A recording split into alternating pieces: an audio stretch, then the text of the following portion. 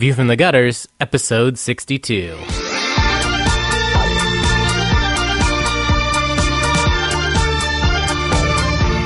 Welcome to View from the Gutters, the comic book podcast where each episode we discuss a collected edition, trade paperback, or graphic novel, and then recommend and vote on the book for the next episode.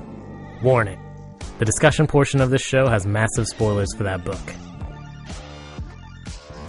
On this episode, we discuss Annihilation, Volumes 1 through 3, and, to skip ahead to the recommendation section, skip to 124.08. But yeah, we can start the episode and we can talk about this. Yeah. Because that was one of the things that I was kind of wanted to talk about. But just general power level, which I think is a problem anytime you start talking about, like, galactic scaled. Right. Galactically scaled powered beings. Well, especially since so many of them are described as, like all powerful. Infinitely powerful. Yeah, and it's like, can absorb all of the power and I can grow infinitely stronger. do infinite things with infinite power. It's like... Then there's why? no story. There's no scale. I just saw you get punched in the face 17 times. Phil, you're a mathematician. What's infinite minus infinite times infinite? Well, infinity minus infinity is infinity. Right. All right. You guys are... Wait a second. Joe, Then can it's right. something be Yeah. infinitely negative? Yes. Infinity travels in both directions. Excellent. The best way to think of No, I don't need any more answer than that. That's it. the answer I all want. I don't want any We're more good. math. That's that. No, we're done. That was it. All right. Episode over. Welcome Done. to episode over. Here What- ended the lesson. What is this, 62? 63. I don't know. I never know what I think it's 62. No, it's Whatever. Welcome to the 62. show. Saga was 61. Whatever. Welcome to the show. I'm Andrew Chard. I am Joe Preddy. I am Tobiah Panshin. And I'm Kate Reynolds. Yay. And we're going to talk about Annihilation. And we This all week. have planetary level threat assessments from the Nova Corps. Yeah. Well, You no, can I do. read our bios. I do. Read our Nova Corps bios on our website. My powers to hit anything with my car. I still need to write a bio. Mine just says Cade can be found at my Cade Twitter can be handle found- that I don't remember right now. Kid I can think be it's found in a beautiful glade at the end of a KDTFW. rainbow. But I honestly don't remember. Oh, You wrote my bio, Toby, and I I read did. it and was like, I don't want to change that. It's one sentence and it says you like business manga, which is true. It is true. Andrew And Chard True likes Andrew business Chard manga. fact. That's all you need to know. That's all I know about you. All the pertinent information is there. Yeah, no, it's all right there. I don't know where you grew up. Nope. I don't know where you live. Nope. I A don't know place. what your favorite food Another is, but place. I No know one you knows. like A business thing. manga. That's it. And that's all I really ever needed. Favorite food is Diet Coke. Coke Zero. There you go. Sorry. I'm sorry. I apologize. They don't have Diet Coke in Japan. I No, learned no. that. Coke Zero and Tapatio. I Do they have love- Tab? I don't think so. Because that's literally the same thing as Diet Coke. they have Pepsi Max. Well, we have Pepsi Max here. Yeah, but they don't have Diet Pepsi. They only have the, like, extreme version of whatever it is. The I think diet, the you know, real right? question Like, is, do they have Crystal Pepsi? no. Then I think what the fuck are we real even question talking is, do they have Diet Lime Coca-Cola? No. They don't have Right. diet anything. There's no the word diet doesn't, like, I don't think it translates well. Their parliament is called the Diet. But that's probably why it doesn't translate well. Congressional Coca-Cola. Congressional Coke. That That would mean a totally different thing here than it does there. yeah, I was just about to say Congressional Coke. So It means something very cool in Toronto. little white Somewhere powder. Ted Kennedy is going, nothing because he's dead. Right. So, in a wild change of tempo, I guess, Cade, you recommended Annihilation.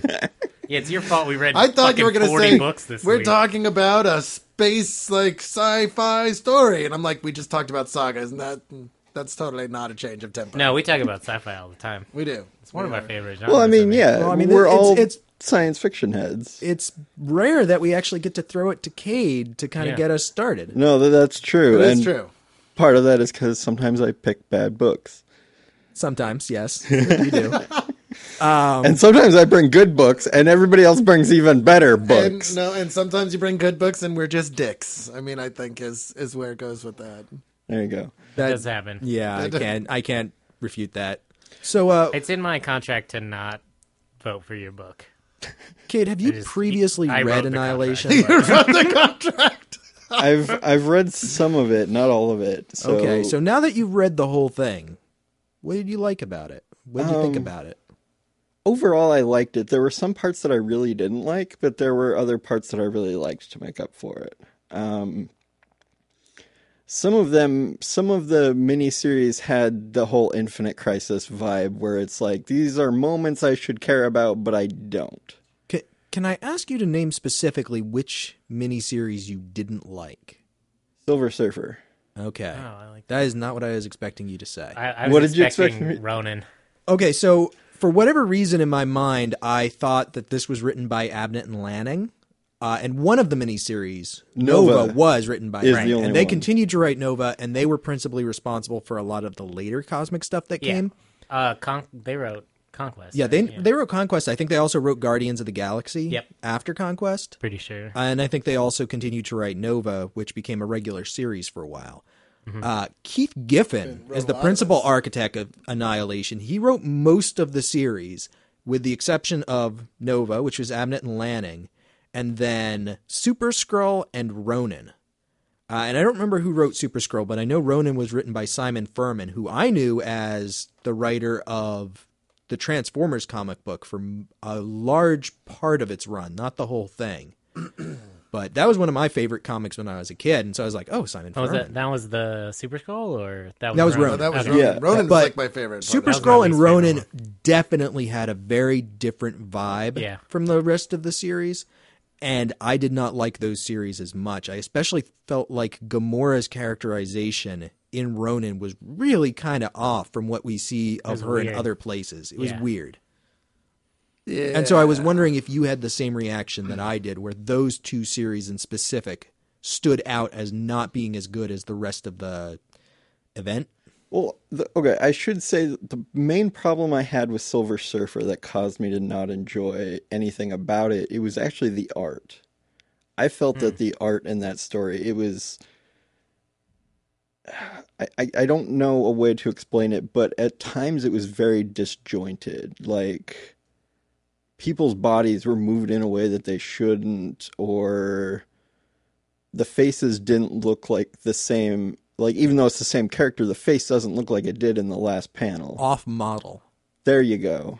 Yeah, I definitely see what you're saying. Like, there are panels in here that I'm just flipping through it. Like, some of them I really like, especially some of the... I'm in issue 1, and the first couple of pages is really good. There were some points for me that I liked it, and those were mainly the big pages. Like, when it looks like they took incredible amounts of time to do it correctly, I really enjoyed it. Right, but then there's a bunch of just, like, regular panels where it's like, ugh, what is even going on It looks here? like, he did them in like 5 minutes and was like, okay, here you go. But no, Okay, so I felt that the Nova one was pretty strong. I really got a kick out of that story, and especially Drax's part in that story, because I love Drax. And Drax and Cammy, I think, were my favorite parts of this book. The interactions between those two, and the fact that, the book starts out with Drax, and those two characters, Drax and Cammy, appear throughout the whole thing, even up to the end of Annihilation. So I really liked that.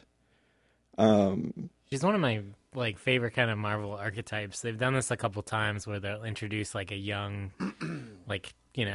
either really young teen or 10 to 12-year-old girl, and put her in these really fucking ridiculous situations, and she seems like one of the more level-headed ones in there. They did that with Layla Miller in House of M, and to some extent, characters like Kitty Pryde and Jubilee have kind of served that role in the past. She gives too, you a so. grounding point, because all of this stuff is happening on a space level epic scale, and she's one of the only pure humans involved.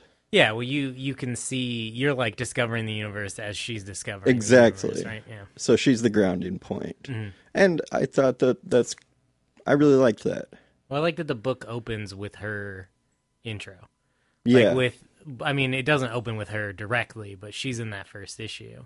Yes. Where that first story arc, that's the Drax the Destroyer one. That's where you meet both Drax and Cammy in the story.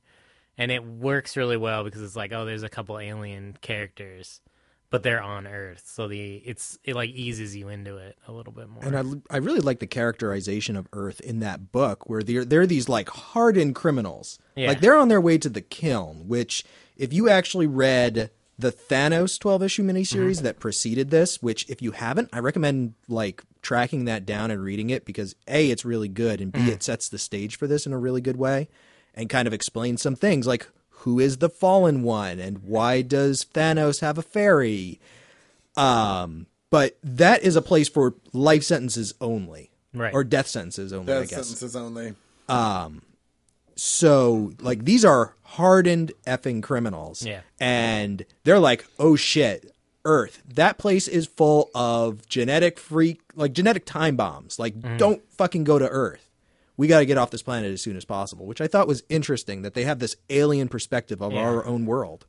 Well, and I mean, if you think about it, there's just like they may be hardened criminals, but they're not like at the maximum power level.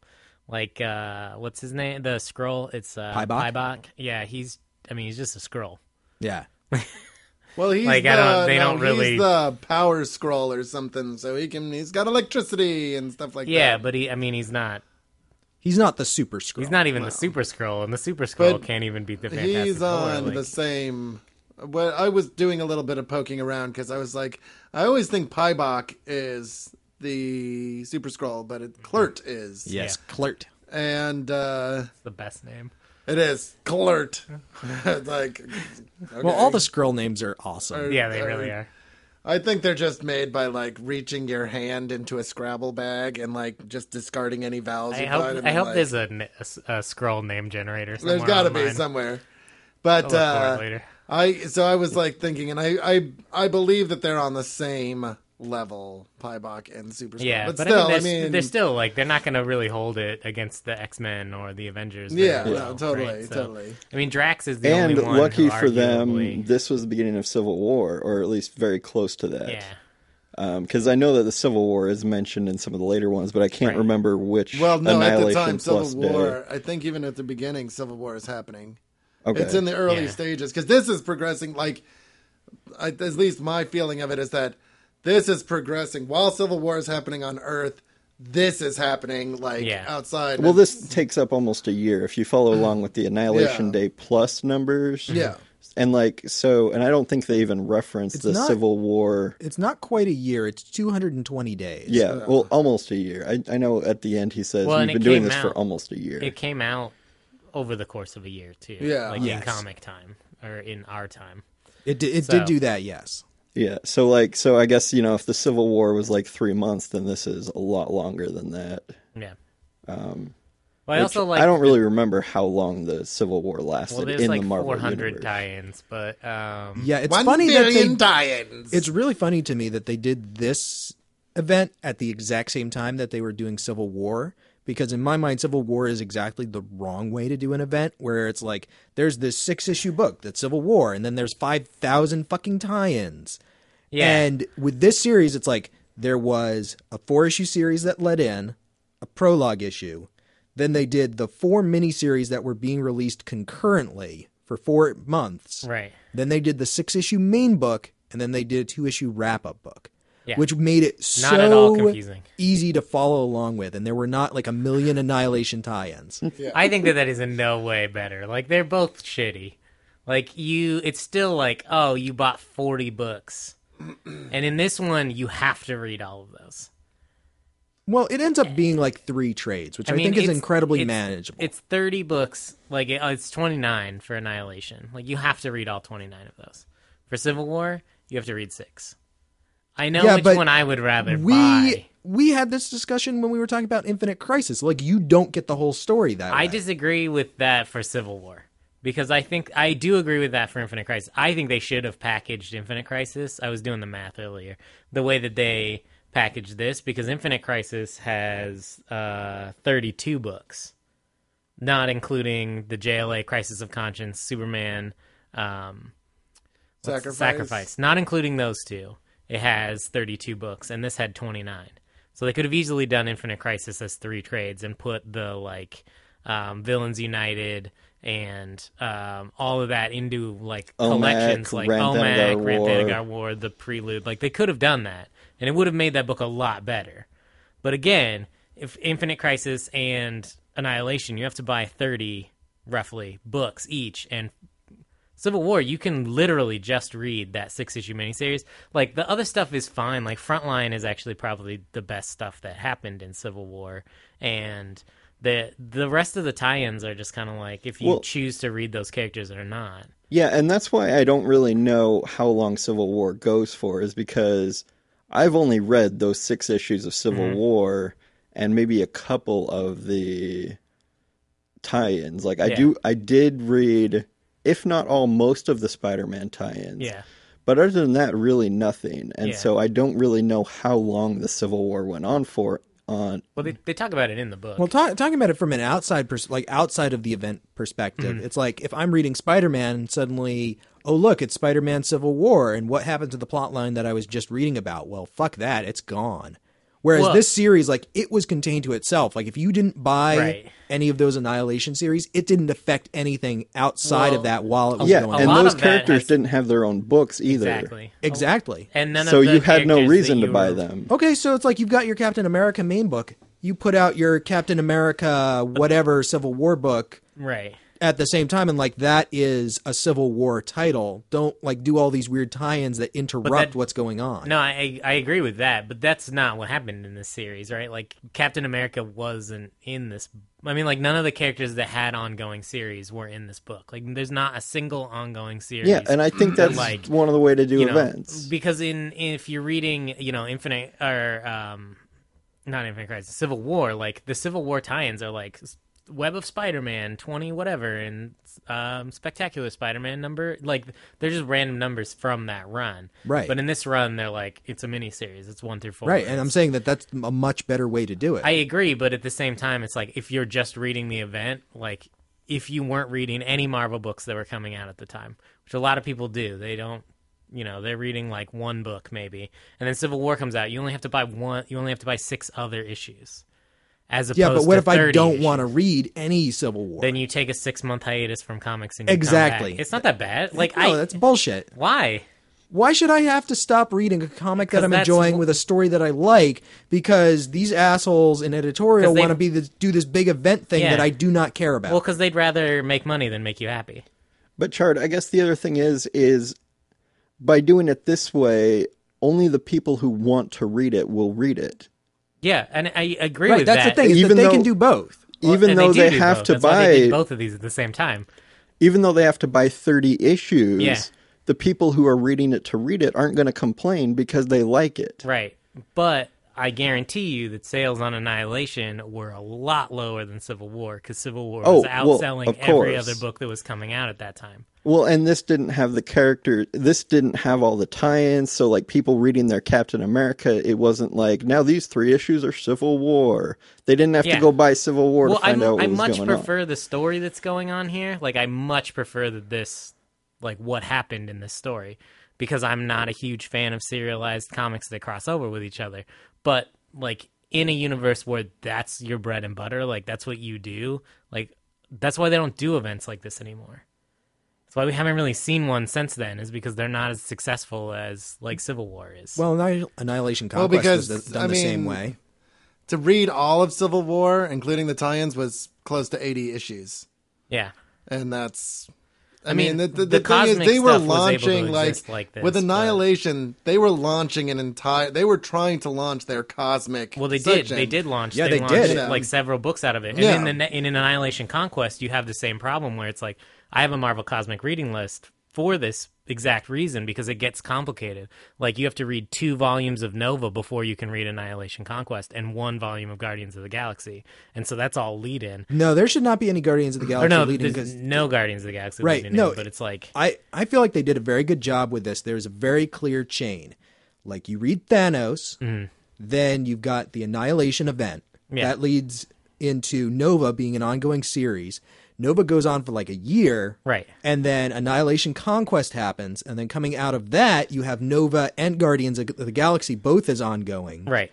And then that leads into the War of Kings, which led into Realm of Kings. You have to read a shit which ton of led X-Men into, before to read.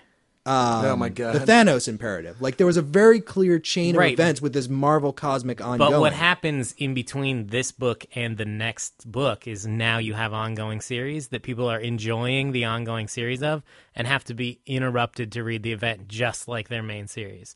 Like, Annihilation Conquest is a lot more similar to Civil War than it is to this book. I don't think that that's the case. Because it has ongoing series that are interrupted by that book.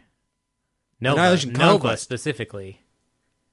Because Nova Volume 1 happens before Annihilation Conquest. Annihilation... Right, but it's like Nova Volume 3 is Annihilation Conquest was very, like, directly tied to what was actually going on in Nova. Like, it's not interrupting it to do something completely separate. Yeah.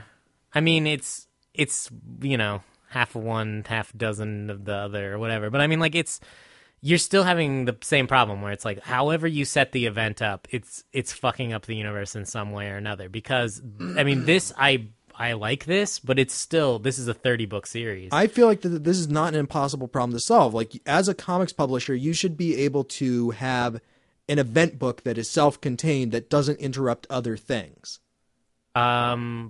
Well, it's going to change stuff in other books. Well, like, I mean, just look at Crisis on Infinite Earths. Right. Like, that was only 12 issues, but it was handled exactly right. Like, they did the crisis, things happened, it's a self-contained story, and then afterwards things are affected by it. I think we're looking back on that with a little bit too much of rose-colored glasses, because, to be honest, one day it was the Bronze Age. It was like 1985, right? And then Crisis on Infinite Earths #1 came out, and then Batman came out the very next month, and shit was all different.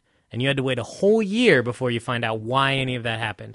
Like, Wally was the Flash in the Flash book before he was the Flash in Crisis on Infinite Earths. Like, that's kind of weird.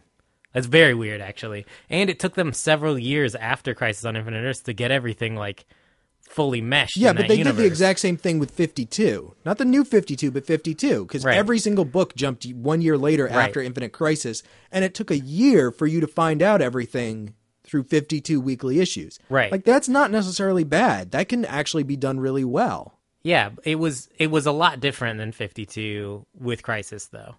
And when this was coming out, when Annihilation was coming out, it didn't come out, like, neatly. It came out like you got issue #1 of Ronan the Accuser the same week that you got Silver Surfer #1, the same week that you got Super Skrull #1, and the same week that you got... So, like, if 4 new series came out, and you're like, wait, which one am I supposed to read? They're all and then happening at the same time. Yeah, and then you're reading them all weekly. Like, it was really weird.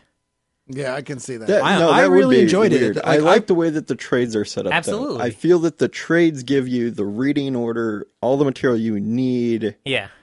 And it's like And they it's wrote just it for like- the trade. Yeah, and you've got these 3 trades. The story's done. It's if you just like- want to continue the stuff, that's your deal. It's just like those old Batman's like crossover stories. Like, Bruce Wayne Murder was fucking hell to read in single issues. Oh yeah, but because in the it jumped trade, around through all the Batman you had to titles. buy every Batman title that was coming out. Yeah, it was ridiculous. It So, was like War very Games. expensive, exactly like War Games. Like they did it Which for Bruce is Wayne Murder phenomenal in the Fusion. trades, Exactly. but you can't read that single issue. Well, if you like want to read only Batman, when you hit that, you're like, wow, now I'm buying 6 times as many books monthly as I was before. Right, and again, that's the problem that I have. Yeah, Like, and I I hate it think when that can crossovers ruin a take book. over other titles. Whereas it's like, I want to read Annihilation. There are 4 new series that are coming out Right. that I can choose to read or not. It doesn't No. interrupt.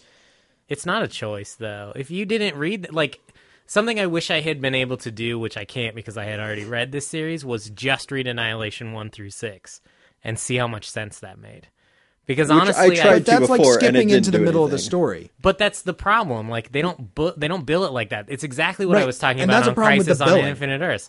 It's exactly what I was talking about. You guys were pissed off because you're like, none of these events, none of this stuff matters. And I was like, well, you didn't read any of the lead up. It was exactly the same thing as if you Right, had read and, Annihilation. And I think that that's a problem with the billing, and I think the billing in comic books is hugely problematic. I think Yeah. that, if anything, this series should have been Annihilation 1 issues through 1 through 30. 29, I or 1 agree. through 30. Yeah. Absolutely. And, like, you know, Annihilation, issue 17, parentheses, : Silver Surfer #2. Yeah, I mean, if you want to break it down that much, but Right. to be honest, it's like you could have had 2 pages from Ronan the Accuser and then 2 pages from Silver Surfer, Absolutely. and like told that story in a way that you tell more traditional comic book stories, where it's like you're telling one story over here and then something else over here and then something else over, and like you can juggle multiple stories in the same. Yeah, and I would have issue, been right? fine with that. And that's great. And I wish they had done that. And I wish it had been Annihilation 1 through 29. And I also wish that it had come out in the trades, because reading it in the trades and not in the single issues is infinitely better. It is. Like, And this series is amazing looking back on it. But at the time, it wasn't hugely successful. I really liked it at the time. Like, I read this when it was coming out initially, and I really enjoyed it. Yeah, this was 2007? 2006. I couldn't have read it in Yeah, the single It issues. was right when I was getting back into comics. I was in college Same when this here. came out, and I was just like, I mean, I wasn't in college, but I was getting back into right, comics. and I was like, this is too overwhelming. Like, No, this is one of the- and like- as for like a new reader, I feel like it was very overwhelming. I just moved Yeah. back to Olympia. I was getting into comic books again Hmm. in 2006, and this is one of the things that like got me back into comic Well, it's books. a lot of the characters that you were familiar with from your childhood. No, actually. And I was actually thinking about this. One of the great ways in which this really sets up the Marvel Cosmic Universe for that like chain that lasted like 6 or 8 years. Yeah, Because, I mean, technically it's still ongoing because you've got Guardians of the Galaxy, but I that's kind of think- like the last I think holdout. that Thanos Imperative ended in 2012. Yeah, So, so it's like 6 years. 6 years, yeah. But a lot of these characters hadn't been used in a really long time. Right. Starlord had not appeared in anything since the 70s. Right. Like, they were bringing him back. Quasar had been out. Quasar had been out for a long time. Thanos, that miniseries of Thanos was like the first one since probably the 90s. Yeah, I think there was one that he was in like 2002, but it was Okay. only like a very short thing. Yeah. It was like Infinity Abyss or something Oh, like that. great. It was not good. Was it like Infinity Crusade? No. that was- Infinity Crusade was part 3 of the Infinity yeah. trilogy. Infinity That was like Gauntlet, 96. Infinity War, Infinity Crusade. Okay. Or Watch? Is Infinity Watch and then Infinity The Crusade? Infinity Watch came after the Infinity Gauntlet. Or was it Right, Infinity and War? Infinity Oh, it was Crusade Watch, happened, yeah. like Infinity Watch tied in with that. Right. Infinity Crusade was after Infinity War.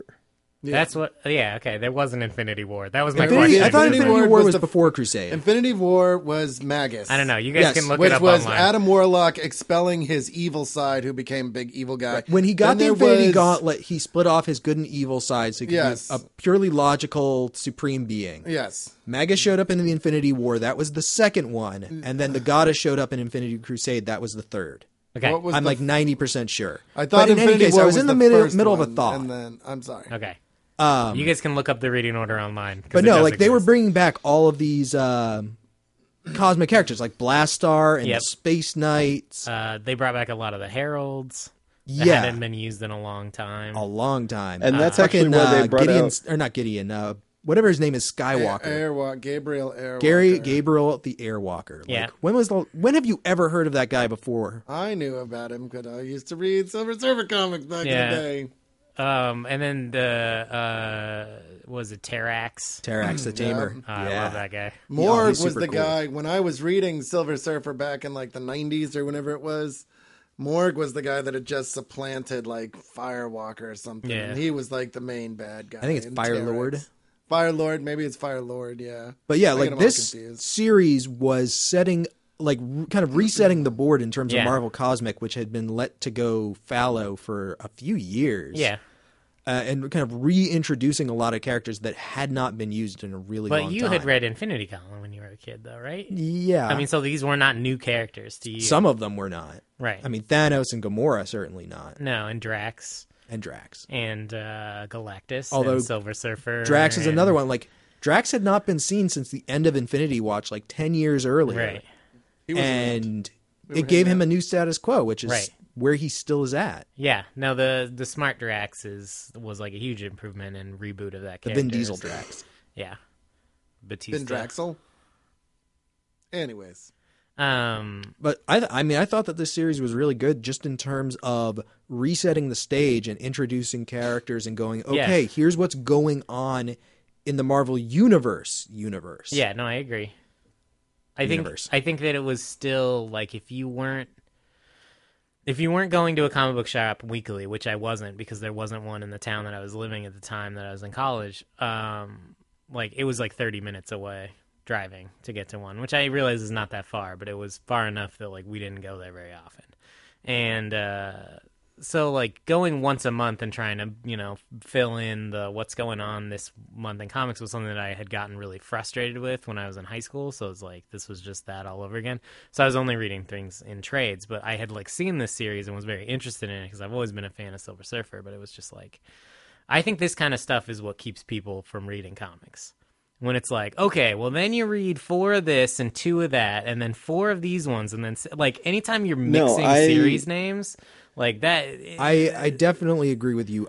I am not a fan of events at all. Well, and if you're going to do something like this, which is very self-contained, like, why not just call it Annihilation 1 through 30? Like, don't tell people it's going to be 30 books, because they'll get fucking upset, but just be like, hey, here's this new thing. Like, check this out. You don't have to have read anything before. Like, even do a prelude issue or a free comic book day issue or just something, like some way to get this out there and just go, here's Annihilation #1, everybody. It's, $2.99 or $1.99, like low price point. Get in. It'll give you a little background and like set you up and have like a cool cliffhanger. Or even be like one of the 80-page specials that they do, and then just run the rest of the series. It could have run all the way. They wouldn't have had to break off and do a Nova book. Like, they could have just done issues just about Nova for a little while before Annihilation Conquest started. And just kept that going, and then it's like, oh, now they're going to cross over one other book, X-Men, with Annihilation, the ongoing series. And you could have like 200 issues in Annihilation, right? Like, why? I think that the companies are so scared to do books like that, where it's like everything is contained under one number because they feel like people want to read specifically one character. Well, they want to sell the number ones, and they want to do like... Well, it's the problem with Hawkeye right now is like I'm really enjoying Hawkeye. I like that there's 2 characters sharing one book. Like, yes, they're stalling on this weird murder thing, but we kind of found out why recently, and it's like, all right, I'm more okay with that. But there are people online that are like, I hate that there are Kate Bishop issues and well, those Clint people Barton are issue. stupid. But it's like that's kind of how comics used to work, right? Yeah. They used to be like showcase. Like when Barry Allen showed up in Showcase, it was like he was in Showcase 4, and then he was in Showcase 8, and then he was like in Showcase 14 or something. Like in bygone days, you had titles being put out by comic companies that were specifically for the characters that didn't have their own ongoing. So you had Marvel Comics Presents. Like, you want to tell a crazy Typhoid Mary story? Fucking tell it. Marvel Comics Presents. You want to tell a story about Iron Fist and Power Man kicking ass? Marvel Comics Presents. Marvel Team Up. You had Marvel Team Up you and have shit Brave like and the Bold for DC. For DC. I mean, there were avenues, and now Showcase was DC's series that did that, and it was like people would buy those books because it was like these are cool characters we haven't heard anything about. Like, they're basically just like one shots, but like a monthly one shot series. Yeah, and I think that's really cool, and that's dead in comics now. Yeah, there's nothing like that is. anymore. And anytime they relaunch Marvel Team Up, like, they die too.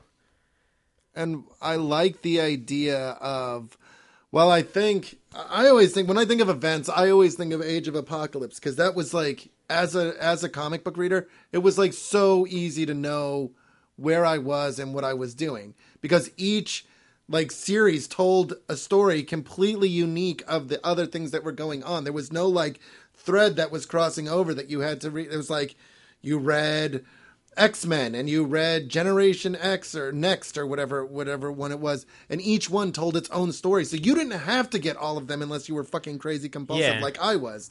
And there was there were bookend issues. There was Alpha and Omega that told the beginning and the end.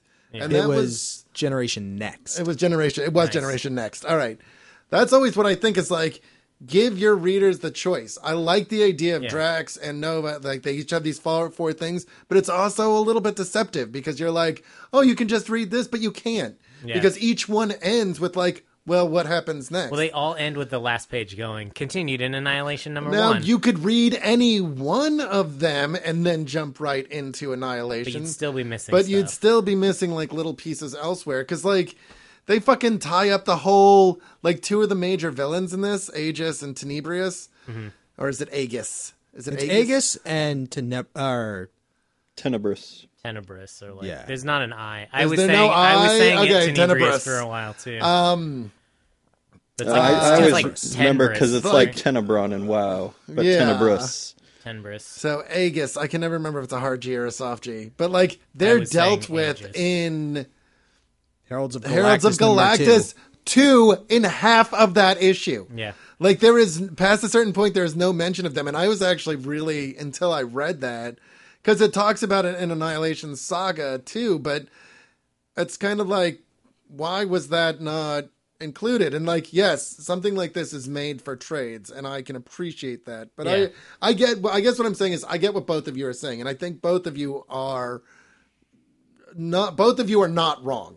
Well, no, it's definitely preference. I mean, like, Yeah. some people prefer the like Civil War Like I would style. prefer this because it was contained to the stories it was telling. Like you didn't Yeah. have to read Spider-Man 273 to 279 to understand Right. what was happening to And Spider-Man. I agree with Toby that like that's the worst thing. That ever, is the when fucking- it's like, 'cause, oh like- great, here's a thing that I didn't want to read about, and now it's in the middle of my series. But I'm the kind of person that's like I'm not a collector. Like if I fucking skip a issue of Spider-Man, my long boxes don't suddenly light on fire. Like Well, I and just go I- on with my life, and I think I it's just get the a different one. collector mentality that fucking holds comics back. Oh, it there, I said absolutely it, is. right? I mean, we've said it a bunch You of times. don't fucking need every issue of X-Men. It doesn't make you any less of a comic book fan. Well, and it if you're also- reading something and you walk into your comic book store and they pull your file and you're like, yeah, I'm still reading that. Why? Yeah, if you don't you're like not it, don't enjoying buy it, it. then why are you fucking reading it? What is the purpose of I read comic books to get enjoyment, Well, not you're because I also- need to know. I mean, There's Wikipedia. We all know Because, that hurts Joe, the when you industry. die, if you have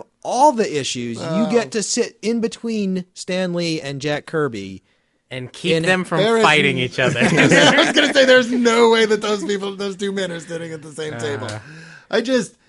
I mean, I can appreciate the way this was done, and I think the Yeah. reason it worked so well is because they were trying to launch a whole kind of bank of titles. Well, and thank God that the collections department at Marvel had the foresight to Sight be to- like, yeah. this shit's all going in 3 books, and 'Cause it's going yeah. in order, With- and you don't have to fuck around. Yeah, You don't I have to was look a this single reminds thing me up. of is Seven Soldiers of Victory, which was happening during one of the big events at fucking Yeah. at DC, and like there was no rhyme or reason to the fucking way those things went together. Oh my and of course, it God. was Grant Morrison writing it, but like I had to track it down in the trades, hoping that they would put it in order, and I still had no fucking idea what was going on. So Yeah. at least I still need to this- finish those. Like Yeah. they did an excellent job of collecting it. I mean, because they well, definitely. and I think that Yeah, that was the problem with Infinite Crisis was they gave you something and there was like they Yeah. they basically lied to you. They were like, here's the whole thing. yeah, when it should have been Also- volume 1, 2, and 3. Side note, I learned this week because while I was reading this, I kept thinking of Infinite Crisis.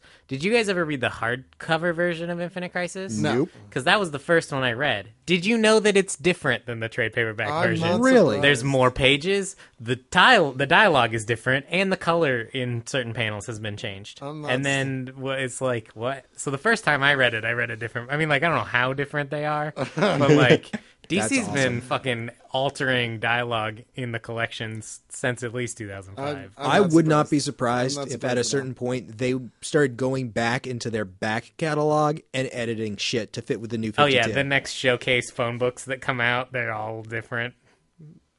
like Superman's It's wearing like- armor in all of them. Well, they don't You got, change like, the art, but they're you just got, like like, saying stuff that doesn't match Batman up with in like the art anymore. 63 going, Robin, we've got to go. Wait a minute, you're not Damian Wayne. What's going on here?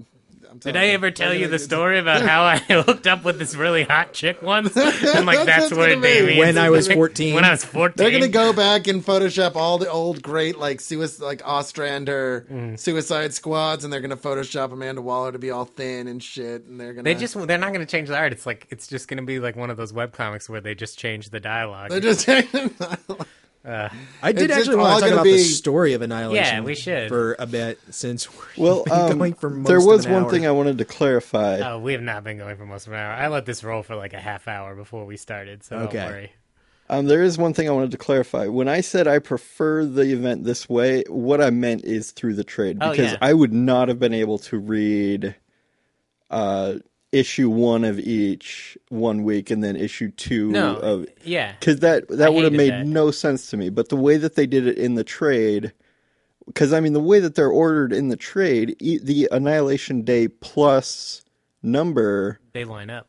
they're in sync with each other. So the Nova stuff does happen before the Silver Surfer stuff happens.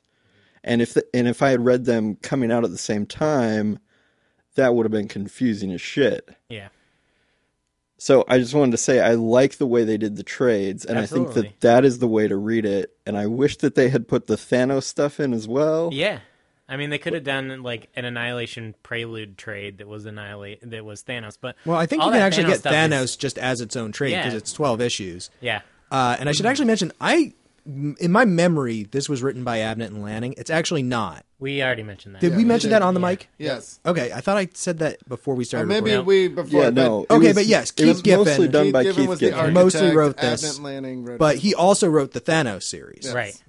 And all of that stuff is really good Yeah. and flows very well with what comes later. Well, I think that if you read Thanos 1 through 12 and then the trades of this, like, you get a fantastic story that is very much like everything meshes together so well because it's under the mind of one architect, which is another thing that's different about this versus Infinite Crisis is like all those tie-ins were written by different people than Jeff Johns. And if you read Thanos, you get to see Gladiator with the coolest mohawk that has ever been in Dude, the he's history like of ever. rocking the '90s hawk. It's amazing. Like he normally I has was like a looking at him, mohawk, I'm like- but he's in the kiln, this like sick prison because he's like undercover or whatever, and so his hair is like all scraggly. But it means that his mohawk is like 10 feet tall and looks like fucking plumage just coming out everywhere. well, and the It's hair, so his cool. hair on the sides is all grown out too. So He's a he very looks like a virile rock guy. star. It's pretty great, Yeah.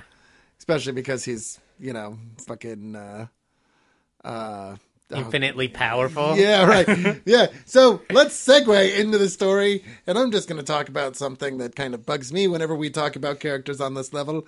I understand that at some point, you need to have a level of power, right? Because especially when you start using space and you're talking about Thanos and he's the Mad Titan and he can go woo, woo, woo. So you have this handy little Nova Corps guide to the baddies and the goodies but their classification is like threat level, universal. But it's like, does that mean Well, there's like, nothing bigger than how the many- universe, right? Yeah, so like my whole thing is this: how do you distinguish between one character that's all powerful and then another character? Well, it's not saying that they're all powerful. It's saying what is the level of their threat? Like this person poses a threat on a planetary scale Or a citywide. No, I or a understand citywide that. scale. Like this person is a threat to the entire universe. But Right. that's not at all my problem. My problem is that Well, and it's just like in the Marvel universe. Like the Marvel universe used to print those like power. Yeah, the yeah, power. the absolutely. handbook to the Marvel universe. Yeah, it used to have the little power scale, and Yeah. it was like mind power, and it's not bad. Like it doesn't line up. Like it doesn't doesn't- matter. Like yeah. who is more powerful, Wolverine And that's why I wish or they would just Hulk? kind of, It doesn't like- matter. Like it's irrelevant to the story. Like Well- you just know that they're both really, really strong. Like how strong is that?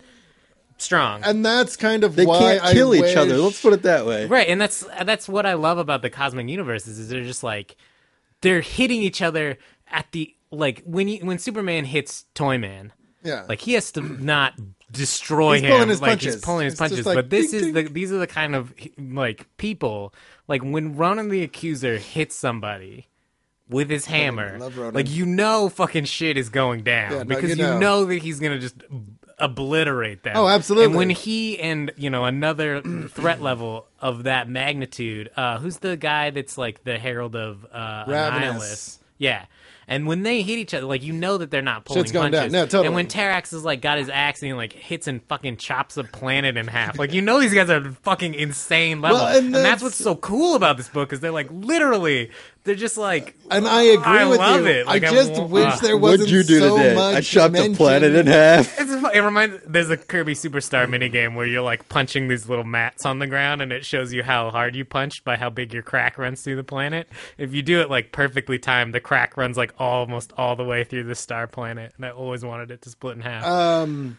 But I agree with you. That is super cool. And like Yeah. one of the great things about space combat is you can have these huge fights and you don't have to worry about like, oh, they're going to destroy. It's like, no, fuck that. The city's already destroyed. We're going to destroy the whole they're just, like, planet. fucking floating through But space.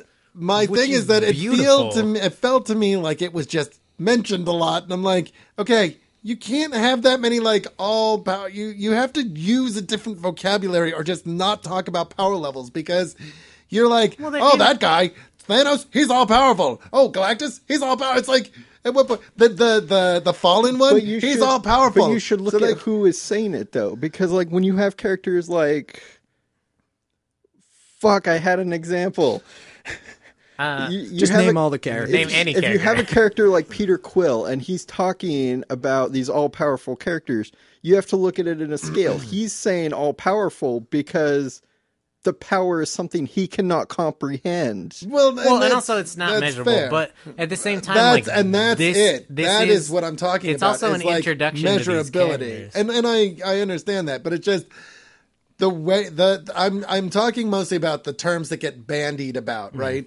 I just feel like there would be a better vocabulary. Like, I don't think you need to focus that much on it. And you always say this, show me, don't tell me. Yeah, right? well, I mean... And that's why the Terrax thing at the end is so fucking awesome, because he's not, I'm all powerful. He's just like, no, you know what? Fuck this planet, because you're all fucking sheep. Well, I love it when he's on the ship with Pybok, and he just is like, blows the ship up, and Pybok's like, fucking how are we going to get anywhere now? Space now. That's the kind of thing I'm talking about. Like, you have the perfect canvas to show me. Yeah. You don't have to talk about it. And that's what Terrax was doing. Like, and not a lot of those issues. Well, except that Terrax, in the Terrax story, they keep talking about that guy that absorbs power, and like 42 times they say that he can absorb all power, making him infinitely powerful. Yeah, it's just like oh. And I love the fix for that whole problem too. Yeah. It's just like, oh, you absorb energy? Can you absorb axes going through your head? That doesn't seem like that's not under your milieu, is it? That's outside of your bailiwick. Yeah. Well, I just love the fact that this book is so crawling with all of these universal threats. Yeah. Like 90% of the characters in this book by themselves, if they came to Earth, they'd be like, oh shit, call the Avengers, call the Fantastic Four, call the West Coast Avengers, get everybody. Well, I'm because glad shit is like bad if you're calling the West Coast Avengers. Yeah, right. Get Machine Man. We get everybody's get on Machine deck. Man. Oh, the Watcher showed up. Gargoyle. Yeah. We'll need him. And I think that it's great that we read this after we read Infinity Gauntlet, because that's the exact thing that I love about Infinity Gauntlet is like all the Earth's heroes show up and they're like, we're gonna take on this and they lose fucking instantly. Like it's just like I mean, the Infinity Gauntlet goes beyond the power level of anyone in there except for the guy with 3 heads whose name I always forget, the 3 faces. Living Tribunal. The Living Tribunal. Like there's not a lot of people above the Infinity Gauntlet, but even still, like, Thanos would wreck most of the Avengers, and does, like, several times. As I said on that episode, I love the fact that the Living Tribunal pulls a Mills Lane, which is hopefully a reference that somebody else will get. Celebrity Deathmatch on MTV. Nope. It was a claymation. No, I know the show. Okay, the referee in that show was Mills Lane, and the people were always breaking the rules and pulling out, like, these horrible death machines, and every single thing. He was like, I'll allow it. Yeah. Like, fuck the rules. No, I'll allow it. It's fine. Whatever. Go ahead. You know, you've got a, like, gun that fires chainsaws. I'll allow it. Yeah. That's a Living Tribunal in Infinity Gauntlet, which I think is awesome. Yeah. Well, and I like that those characters aren't around for this, you know. I like that it's kind of... I think this book hits on a lot of different cylinders because it's sci-fi, but it also gets kind of like gritty war epic in there too. And the Annihilation series specifically is like very much like and I love the evolution of Richard Rider as a character in this series, because his series after this wraps up is super awesome. Yeah, and you see him going from like, gee willikers, I'm the human rocket. Like, I have no fucking clue what's going on. Does somebody tell me where to go? Like, I am the shittiest Nova Centurion that there is. And then suddenly he's the only Nova Centurion. Yeah. And he suddenly has to step up to this much, much higher level. And you get to see his growth as a character throughout this as that's happening. And he's going like, I'm giving these orders where I'm sentencing hundreds of people to die because it's going to save millions of people. Yeah. And I'm okay with that. Well, I mean, and it bothers me that I'm okay with that. Yeah. And you know what else this book has? Superheroes being superheroes. Yeah. You have people flying around super fast, punching each other. Oh yeah, dude, like I'm like my the way Nova takes down Annihilus is still one of my favorite things ever. Oh yeah, You're not going to breach my armor. Your mouth isn't armored. That 2-page spread is one of the most cathartic moments in all of comics for me. Especially after poor Quasar, man. Oh, poor Quasar. That's just... But I just love that. There's definitely a missed opportunity for his hands to being crushed in this issue, but in this series. So that happens to him like a ton of times in his career. But I still wanted that to happen. When it didn't happen, I was like, that's good enough. But when it didn't happen, I was like, wait, what? That doesn't happen in this one? But like so often these things take place on Earth, and there's a status quo that needs to be maintained, and know, like, they're not going to, like, if they destroy New York, like, at the end of the day, they're either, it's going to be fixed, or it's going to be rebuilt, or, like, damage wasn't that bad, or, like, whatever. Yeah. With this, it's like, no, trillions of people died, planets, star systems gone, like, entire races gone. 8 months. Yeah. The Annihilation Wave is rampaging through the galaxy as civilization after civilization is snuffed out, well, and they never fix it. Civilizations that you never have heard of, civilizations that have been around since the beginning of time. People are dying, like it. Just the scope of the story, like you do not get in superhero comics. No, and that's what I love about the cosmic universe is like, so the power levels are off the they're off the charts, and they and it's just like the threat. Off the charts. I wish. Who's coming? It's the Silver Surfer. His power levels are off the charts. That would be great. Yeah, everybody's power levels off the charts. They are, and the threat levels are just enormous, and the death toll is just. It reminds me of Infinity Gauntlet, because in Infinity Gauntlet, half the fucking universe dies, and like, I mean, they put it back, but but you don't really get to you don't get to see the impact of that. Like, it all happens in 1 second. Yeah. But the thing about this is it feels like it's part of that tradition. Absolutely. Which is something that I really love, and something that like Marvel doesn't always do is, hey, we're gonna reach back 20 years and grab an idea and start to run with it. I mean, even though some of these characters were around in the 90s, but like you said earlier, like a lot of this stuff had been off the table for a long time, and it was a cool legacy for them to reach back and tap that same kind of vein. Yeah. And, characters like Galactus being used in ways that they've never been even thought of before, like as a giant fucking weapon. I definitely feel like one of the two things that bother me the most about this series is there was a huge opportunity missed because nobody said, fire the Galactus gun. Yeah, or just activate Galactus or something. No, there were some missed opportunities in this book. The other thing that actually bothers me about this series is Gamora's character design in this series, which I feel is way too I'm assy. The deadliest woman in the universe, and my ass and tits are hanging. It's like, why? Is that her, like, old school costume? No. Okay. The costume that she wears in Infinity Gauntlet is her old school costume, where it's basically just a body stocking. Yeah. And then she had this costume in Annihilation up through... like, part at of least Conquest. part of Guardians of the Galaxy. Yeah. And then I think it's after Guardians of the Galaxy relaunches, or maybe a little bit before that she starts wearing other costumes. And right now she's wearing basically like a full body spacesuit armor thing. Really similar to the movie. Well, she wears two different outfits in this book, doesn't she? No. Because doesn't she have a different one in Ronin than she does in... Nope. It's the same one. They're similar. It annoys the I think it's shit just out a of me. better artist in Annihilation than Ronin. And it really annoys the shit out of me. And everybody else got fucking awesome redesigns. Like, Drax looks goddamn sweet, and then Nova's sweet armor. Yeah. And then Gamora's got to wear a fucking Borat thong. Like, she's wearing like a pretzel. It's like, ridiculous. What are those fucking things? Like, it's just a string unitard or whatever. Yeah, it's fucking annoying. It is. And she could and completely unnecessary. I just imagine her very much as like a Big Barda-esque character, where she's just like absolutely. a cool warrior woman. Like, she should have some armor. Like, I especially say that about Wonder Woman all the time. They were talking in the Ronin story, like, no, she spent like the last however many months or years like gathering power, and like every single person that came and joined her little army like had to give her some like magic or technology or something. Like, she's more powerful than she's ever been. Yeah. Like, she is definitely a Big Barda level character. What you didn't know is that is a power thong, and that imbues her like most of her power. Yes. Someone knitted from that BGM 12, the power thong planet.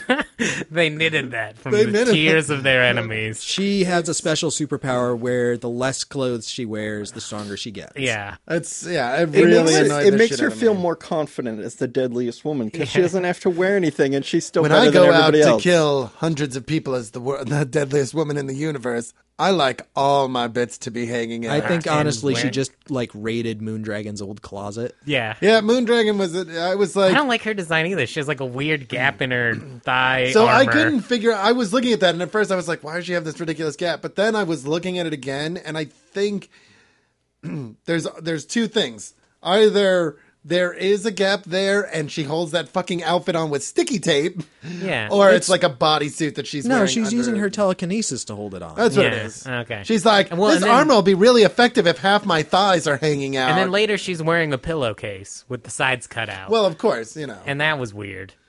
It's just, I really think it's, I mean, I understand you want to have the sexy girls, right? But why though? The That's- story's about people punching each Yeah. other really hard. with- Like yeah, when I pick up stop. a fucking Grimm Fairy Tales or Aspen Comics or God. Tarot Witch of the Black Rose, it's like, sure, yeah, Yeah, put that right? shit there because I'm not It's going like- to read it. and But that's in a the book thing. that's like, do you want to read a book about people punching each other really hard and using Galactus lasers and blowing up space? Yeah, uh-huh. Do you also want a girl in her thong? No, Not really. No, because that's stupid. That The makes no 12-year-olds do, though. Yeah, but Okay, wait. I'm going to pitch this really great character to you, Yeah. right? She's the deadliest woman in the Yeah. universe. She's an assassin on par with Yeah. like nobody else is even close to her. She kicks all kinds of ass. Oh, cool. And oh, that's cool. Yeah. What's Yeah. her character design like? Well, she's wearing like a cape and then like this one piece like kind of pretzel style like bathing body suit. So her thong. tits are hanging out. Oh, and also it's a G-string. and she's wearing heels or something. And she's bullshit. yeah, it's like It's you're an idiot. I just- You're an and idiot. I'm actually for looking at the designing that Nova Corps character. files, and they're showing some of her other outfits, and they're much better than that. Yeah. Yes. Moondragon had a shitty. Like Quasar is the only woman in this that has like a decent Captain, costume because she's Captain- wearing Captain Marvel, Phi Yeah. Lavelle. Phi Lavelle, yeah. Lavelle. Yeah, and she She's has a cool wearing- costume.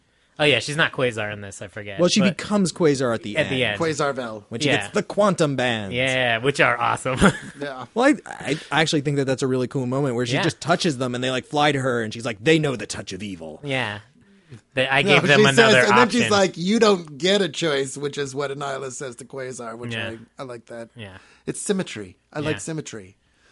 I so- think having one architect write like all Oh, it was- like yeah, it 30 was a good whatever call. of these books like makes the series feel so uniform. Yeah. And the stuff that they handed off to Abnett and Lanning and other creators, like the Ronin story is probably my least favorite, only because like the art's not my favorite and the story is alright, but it's very much like Judge Dredd in space looking Yes. for Yep. information about like why he was framed, and all that stuff is Well, that's really what important Ronin to the is. yeah, exactly, and all that stuff is really important to the story. I just find it like sort of dull, my least- and it's got Gamora in it, Which is Ooh. half dressed. Yeah, that really lets me down.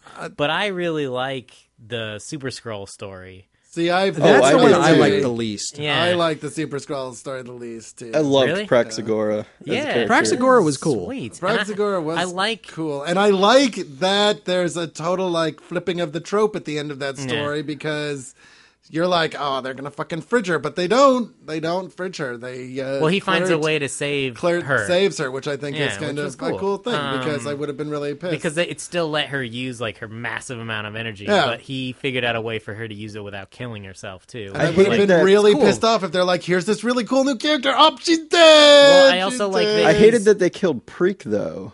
The guy Well, who they Yeah. don't know. They I say think they it's don't know. Freak. They killed one Preek. Yeah, Is it Preek? I thought it was Freak. there was no No, H it's in Preek. it. Yeah. All right. It's Preek. I don't know. I never read the names as like sounds. A lot of times I'm like, those are symbols. Keep going. It's like it's Yeah, in my head it doesn't compute. It's but Golem. that's why I can never shape-shifting. fucking remember anybody's name. But Duder. I and like Bro. I like that he's a very good commander. Like I like the redeeming story of Clert.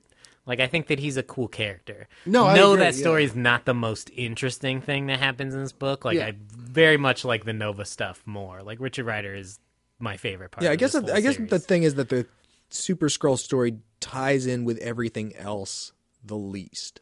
Well, but he serves such an important role because they set up this. They're like behind enemy lines in the Yeah, I in suppose the that's Phantom true. Zone, blowing Negative up all zone. the negative zone, blowing up all of these super-powered weapons, so they never saw the battlefield. So Sergeant part of the Clerk is reason howling why, commandos. Yeah, it's like part of the reason why they win is because of stuff they didn't even have fucking any idea was going on. Yeah. And that's what's actually really cool about this series is it feels very warlike in not that there is one front and everything is happening here. It's like this is spread out cosmically. Like Silver Surfer's out fucking racing around trying to gather up the heralds and they're fighting starships, and like eventually they meet up and then they go off and they do other shit, and then like these guys are in the negative zone and they take a brief detour through Earth, which I thought was really cool. It's like we could go across all of space and time together, or we could just go to Earth. And fucking Reed Richards has a door to the... Yeah, no, I like that when he just shows up. Actually, and there's a funky thing too, because in the What If issue, which was included in the thing I got, Marvel did a What If Annihilation. It's in the reading list, but it's not in the trade. It's not in the trade. So, but it's funny because pretty much like Richard Rider is like, we lost, we didn't win the big battle, and so like now we have to come to Earth, and everybody's like, we had no idea, and I'm like, yeah, you did. Clark came to Earth and told Reed Richards all the fucking about. Where was Reed on guess what Reed did? Not share information with anyone? Like a fucking dick villain? Yeah. But isn't Reed the one who says, like, we had no idea what was happening? I think that was Tony Stark. Maybe it was Tony Stark. Well, Okay. In the Reed's first a liar. issue of Nova after Annihilation, since presumably the people listening haven't necessarily read that, Nova comes to Earth. Yeah. And he's like, and Tony Stark's like, oh, it's good that you're back. Time to get registered. And he's like, registered? What the fuck are you talking about? I'm not getting registered. He's like, no, if you're a superhero on Earth. He's like, I'm not on Earth. I just fought a fuck all war up in space where billions of people died. Of your ass. I sent you guys a message. Where were you? Like, why didn't you help us? He's like, I didn't get that message. Yeah. And he's like, you're being a bunch of children. Fuck all of you. I'm leaving. And... well, he went home to see his parents. Like, that's it. He just, like, was quick stop off before he goes and restarts the Nova Corps. Also, about the Nova Corps, something I find really interesting is this happened year, maybe 2 years after Green Lantern Rebirth, where they were like, oh, we need all the Green Lanterns around to make this interesting. And, like, DC's, like, rebooting all these characters, bringing all these characters back. And Marvel's just like, fuck it. We'll just kill all these guys. We're not using them. We'll just make one. Well, when was the last time the Nova coolest. Corps did anything? Yeah, never. But I mean, like they are. That just means they're exceedingly good at their jobs. Obviously, because you don't notice them. They just got time to sit around because the They're galaxy's pretty much sorted itself out. Galaxy is pretty much taking care of cosmic consonance. Takes care of all that shit. We're good. I also love Thanos in this series. Like he's really well written in general. But then at the end, when he's having the conversation with Moondragon, and she's like, "Why'd you do it? Like this does not seem like you." And he's like, I wanted to see what would happen. I wanted to see what would happen. I'm so glad they didn't give him some fucking long, drawn-out bullshit emo reason. He's just like, shits and giggles. Also, he kind of gets what he wants at the end of this, too. He does. Like, he gets with death. Yeah, and he also makes her happy because, like, fucking tons of people got to die during this. Well, but like, again, I don't think that's what read, it is. She wants him because in the Thanos imperative, or it's not in the Thanos imperative. That's much later. It's just Thanos. It's just Thanos. This 12-issue limited series. She actually comes to him and she's like, "Shit's gonna go down." And he's like, "Oh, really?" And she's like, "Yeah, one who actually knows how to please me is about to show up. Yeah, watch what he does." Yeah, and that's kind of what gets Thanos like investigating what's going on, and that's how he gets in with the Annihilation Wave. Yeah. Well, he goes to the gate, whatever that's But then, called. see, the kiln? The kiln. That's The kind crunch? of an That's what it is. Crunch. The kiln crunch. surrounds the crunch. Right, and that's where they break through at the beginning of the Annihilation Wave. She comes Which, to not him. in this, I think in Guardians of the Galaxy at one point they refer to as a sombrero, which is hilarious. That's fair. Nice. She comes to him and he's like, I'm done with you. Like, I've tried to please you forever and you just wouldn't, like, it was never good enough for you. And she's like, you tried to please death with death. And it makes it sound like she needed something that, like, Thanos wasn't getting it. Yeah. It was more than just, like, wholesale death and destruction that she wanted. And so at the end, when they're together, I really feel like, Yeah, I love that's that. I love that, kind of what she was looking for. Was like, she was like, you need to kind of be here with me. That's what I love want. the Like, really awkward conversation between Annihilus and Thanos too, where they're talking about death.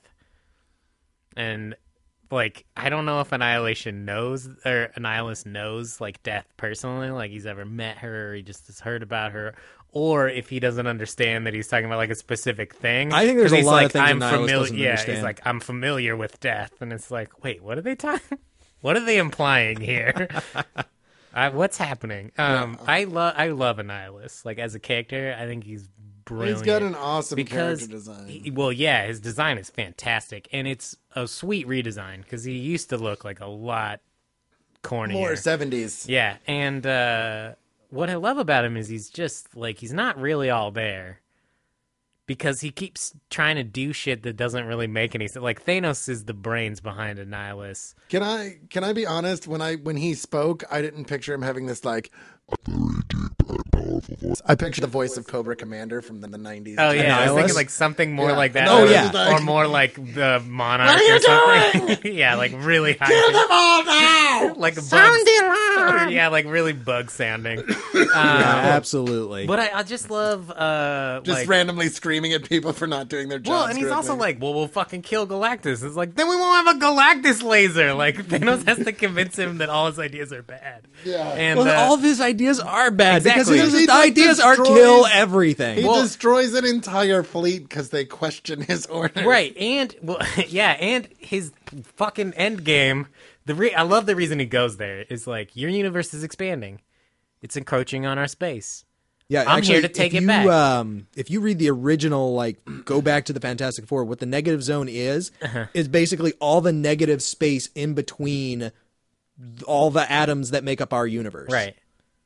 And it's like, I mean, they're overlaid with Yeah, each it's like other, it's like essentially, right? everywhere that our universe isn't is the negative zone. Right. And so because our universe is expanding, Right. where's it expanding to? The negative zone. I thought that was really great. Yeah, I that's think there's cool. a lot of pseudoscience in this series that I'm like, this is irrelevant. Like, you could have just told me it was a big gun. Like, I didn't really need to know a Well, lot of this I actually information. like Thanos' explanation of like how the power cosmic works and like why it affects everybody differently. Like it only kind of half made sense, but Yeah, it it was could take it it or was leave it. exactly the fig leaf that I needed. Yeah. I mean, it definitely did make me believe that Thanos actually knew what he was talking about, which I don't always believe.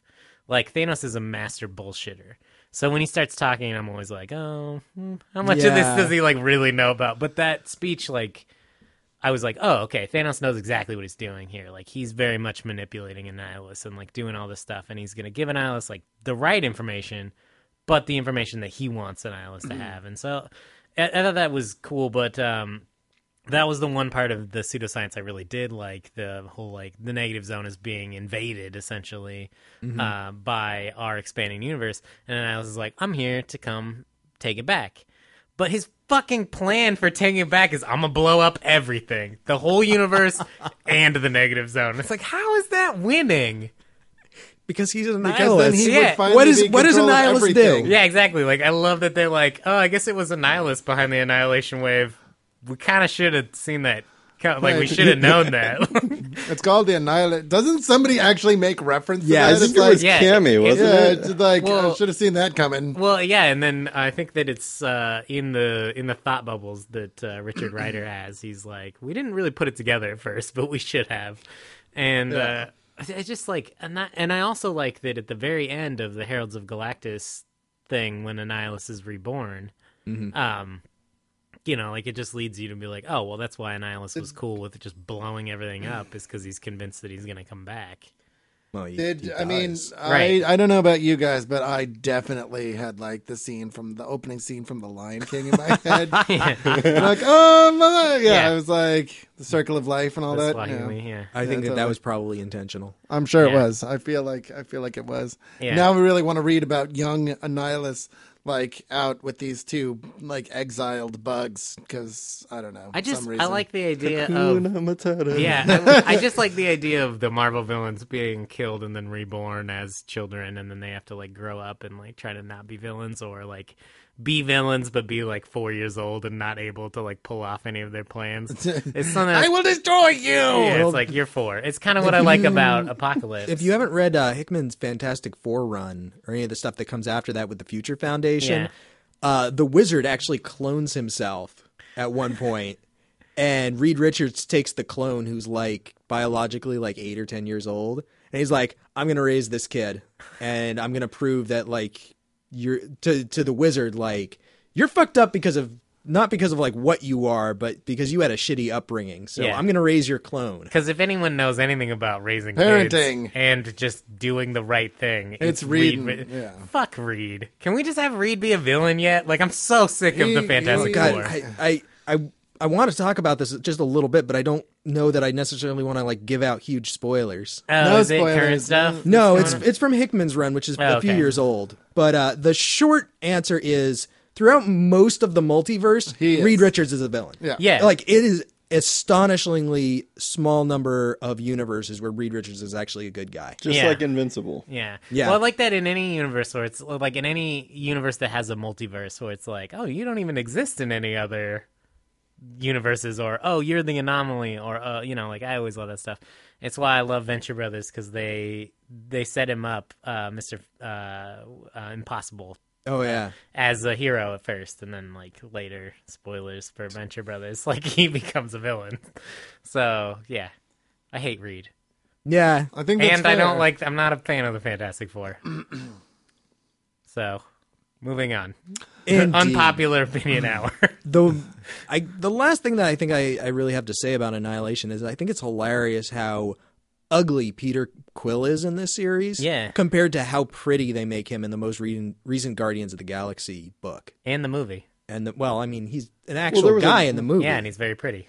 There was a reason for that, piney. though, wasn't there? What's that? Wasn't there a reason that he looks different? Pratt. Like Pratt. he got, like, Pratt. skin Chris Pine is regrafts and stuff. I don't know. In Annihilation Conquest, he actually gets picked up by the Kree, and they like take all of his cyborg implants out and like regenerate him, but he still looks like not super great. And they specifically redesigned him in the most recent Guardians of the Galaxy series, which is after the Thanos Imperative, which ends with him trapped in another universe, and they have yet to explain how he got back. And so maybe there has something to do with that. Boba Fett. Yeah. It's definitely Boba Fett. Yep. Obviously. Boba Fett. Owned by the same company now. Yep. So the only other thing I wanted to say about imminent. this was that Redshift was a badass. Yeah. I like all of the heralds. Yep. I really like what's the star Stardust. Which is not a good name. It's not a good name, but has a great character design. Well, but I mean, like Yeah, if you know, once you find out his origin, like That I thought makes it was a a little really more sense. fitting name. Yeah. I really He's feel technically made of Stardust. I think you guys. Well, everything is made of Stardust. Right, but I mean, like all the elements heavier than iron are made of Stardust. Everything is made of star stuff. Yeah, it's all the same stuff. But I mean, like his race, which I forgot, The Ethereals. The Ethereals, like were remnants of what made the stars in the Big Bang. Yeah. I feel like The creation I event. think you guys had a couple missed opportunities. I feel my biggest missed opportunity was getting all the heralds together and having them be like a strike force that was like going deep behind enemy lines and just blowing the shit out of just everything. like They were them doing fucking that, they just didn't flying show it. through space. yeah, no, like, and You I wanted to really see them as the A-team? Yeah, I pretty much want the Heralds of Galactus as the A-team, where they're like, you could have just done like, and you. But I want Terrax the Tamer and Morg there because they're He's awesome. Well, I love Terrax him. is Spoiler for current Avengers. So in New Avengers, they've been like going to a bunch of different multiverses and stuff. And they actually fight an alternate universe, Terrax the Tamer, and bring him back to our universe. And they have him like in a cage underneath the City of the Dead in Wakanda. And he's just been down there for a while, like chilling out. At some point, he's got to bust out and do something super awesome. Sweet. And I'm hoping that they have Terrax the Tamer team up with himself. Oh, that'd be awesome.